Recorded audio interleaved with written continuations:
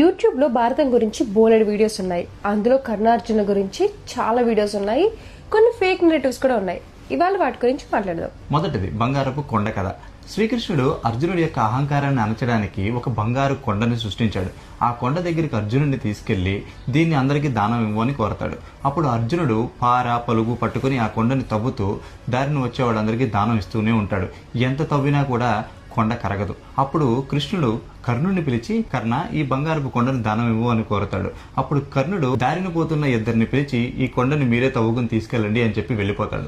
అప్పుడు కృష్ణుడు అర్జునుడి వైపుకి తిరిగి, చూసావా అర్జున, కర్ణుడి యొక్క గొప్పతనం, దానగుణంలో కర్ణుని మించిన వాళ్ళు లేరు అని అంటాడు. కానీ ఇదంతా నిజమా? లేదండి. ఇది వ్యాస మహాభారతంలో ఎక్కడా రాసి లేదు. రెండవది ద్రౌపది స్వయంవరం. ద్రౌపది స్వయంవరంలో కర్ణుడు లక్ష్యాన్ని ఛేదించడానికి వచ్చినప్పుడు ద్రౌపది జాతి పేరుతో అవమానిస్తుంది. అప్పుడు కర్ణుడు అవమానంగా భావించి ధనస్సు అక్కడే వదిలేసి వెళ్ళిపోతాడు. ఇది నిజమా? స్వయంవరం మొదలయ్యాక ముందుగా జరాసంధుడు, శల్యుడు, దుర్యోధనుడు వంటి వారు ఆ ధనస్సును లేపి నారినెక్కించడానికి ప్రయత్నించి చేయలేక భంగపడతారు. ఆ తర్వాత కర్ణుడు వస్తాడు. ఆ ధనస్సుని ఎత్తి నారినెక్కించడానికి ప్రయత్నిస్తాడు, విఫలమవుతాడు. దాన్ని అవమానంగా భావించి వెళ్ళిపోతాడు. అంతేకాని ద్రౌపది ఎక్కడ ఏమీ మాట్లాడదు. మూడవది, ఇప్పుడు ప్రపంచం కూడా ఇది నిజమని నమ్మడం మొదలైంది. అదేమిటంటే, అర్జునుడు వేసిన బాణాలకి కర్ణుడి రథం 10 అడుగులు వెనక్కి వెళ్తుంది. ఆ తర్వాత కర్ణుడు వేసిన బాణాలకి అర్జునుడి యొక్క రథం 2 అడుగులు వెనక్కి వెళ్తుంది. అప్పుడు కృష్ణుడు కర్ణుడిని విపరీతంగా అర్జునుడి ముందు పొగుడుతాడు.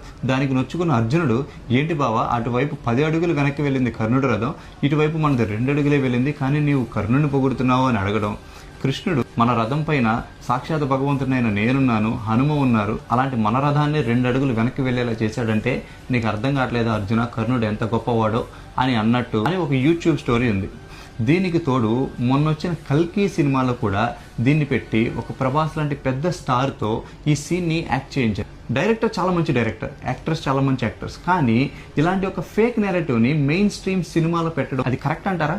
ఇంకొక మెయిన్ విషయం ఏంటంటే, మహాభారతంలో చాలాసార్లు కర్ణుడిని అశ్వత్థామ కాపాడిన సంఘటనలు ఉన్నాయే కానీ కర్ణుడు అశ్వత్థామని కాపాడిన సంఘటన ఎక్కడా లేదు. మరి వీళ్ళు ఇంకొక ప్యారలల్ మహాభారతం రాసుకుంటే మనం ఏం చేయలేం. మా అభ్యర్థన ఏంటంటే, సినిమాలు, యూట్యూబ్ వీడియోలు మన నాలెడ్జ్కి ప్రామాణికం కాదండి.